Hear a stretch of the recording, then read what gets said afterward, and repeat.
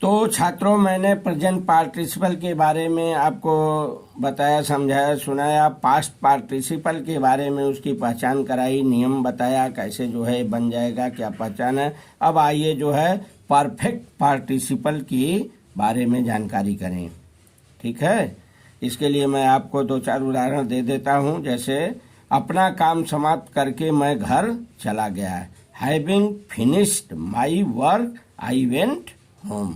ठीक है, एक और उदाहरण देख लीजिए। दूसरा, अपनी सब संपत्ति खोकर वह भिखारी बन गया। Having lost all his property he turn a beggar. ठीक है, तीसरा उदाहरण एक और देख लीजिए। सूर्य डूबने पर मवेशी घर लौट गए। The sun having set the cattle returned home. ठीक है, तो छात्रों सर्वप्रथम इसके भी आप जो है पहले पहचान करेंगे। उदाहरण आपके सामने है, इन उदाहरण के द्वारा आप कैसे पहचान कर लेंगे कि ये परफेक्ट पार्टिसिपल का वाक्य है। ठीक है, जैसे पहले में देख लिया, अपना काम समाप्त करके मैं घर चला गया। तो श्रोताओं, उदाहरण के द्वारा मैं आपको पहचान करा रहा हूँ।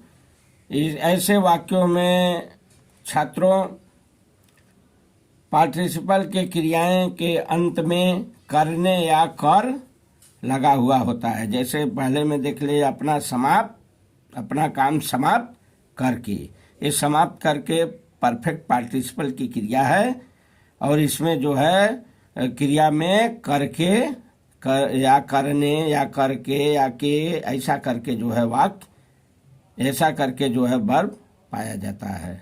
ठीक है, जैसे दूसरे में देख लिए, अपनी सब संपत्ति खोकर।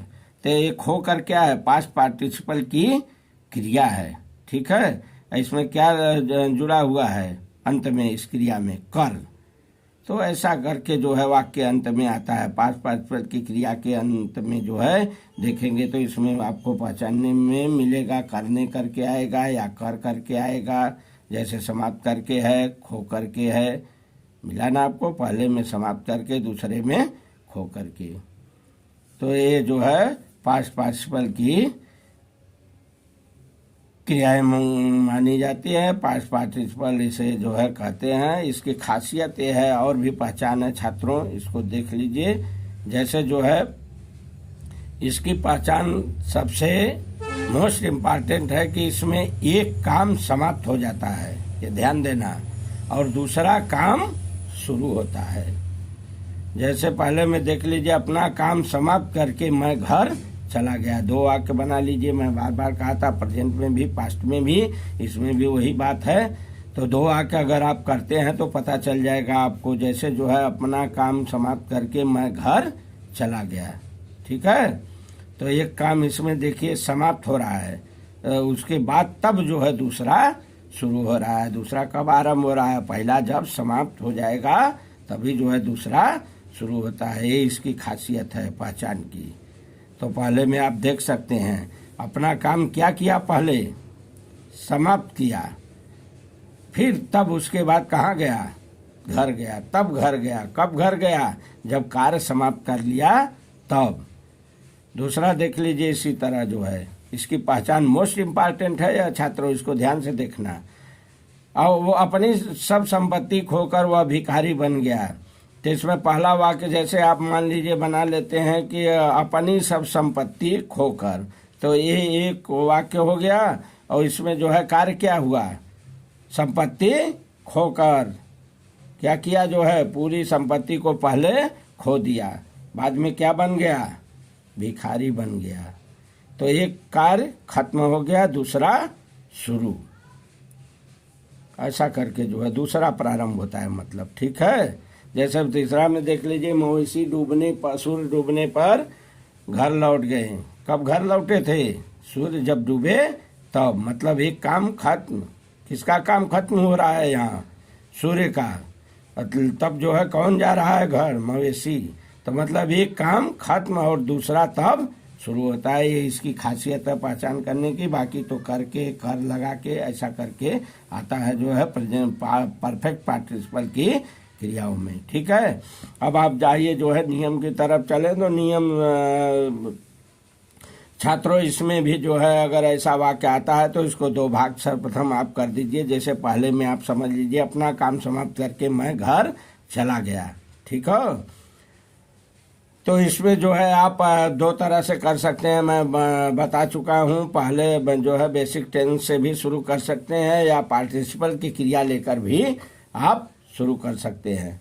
तो लेकिन यहाँ पर छात्रों परफेक्ट पार्टिसिपल में जो है हैविंग लगने से बन जाता है। ठीक है, वर्ब का तीसरा रूप लगेगा इसमें, और पार्टिसिपल के क्रिया से पहले हैविंग रखने से ये बन जाएगा। जैसे आप पहले वाक्य में देख लीजिए, पार्टिसिपल की क्रिया है समाप्त करके, तो उससे पहले जो है हैविंग यहाँ पर जो है लगाया गया है, हैविंग फिनिश्ड।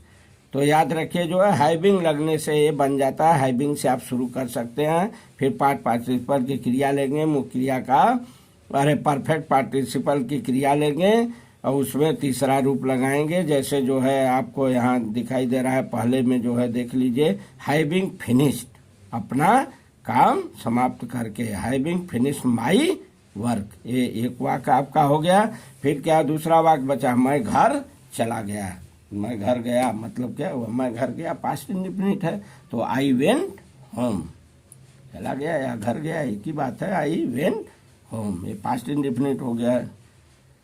ठीक है, दूसरा में जैसे समझ लीजिए, सब संपत्ति खोकर वह भिखारी बन गया, अपनी सब संपत्ति खोकर।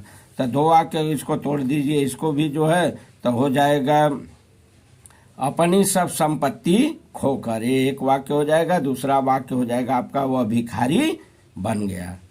तो अब सीधे सीधे अपनी संपत्ति खोकर, तो इसका नियम है जो है हैविंग लगने से सर्वप्रथम हैविंग लगेगा, और उसके बाद उसके बाद परफेक्ट पार्टिसिपल की क्रिया लगेगी, वो भी तीसरे रूप में। तो यहाँ पर जो है अपनी सब संपत्ति खोकर, ये पहला वाक्य आपका बना। इसमें जो है हैविंग पहले शुरू करेंगे, फिर जो है खोकर, परफेक्ट पार्टिसिपल की इसमें क्रिया खोकर है।